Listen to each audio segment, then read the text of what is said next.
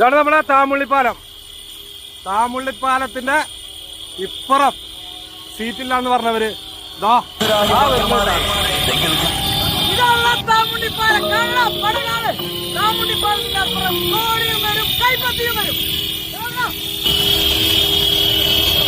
താമുള്ളിപ്പാലം താമുള്ളിപ്പാലം താമുള്ളിപ്പാലം പറഞ്ഞുള്ള കൂട്ടരെല്ലാരും കൊമ്പൊടിഞ്ഞോടിയോരോട്ടമാ വീമ്പ് പറച്ചിലിൽ കാലം കഴിഞ്ഞപ്പോ UDF ജയം കാണടാ.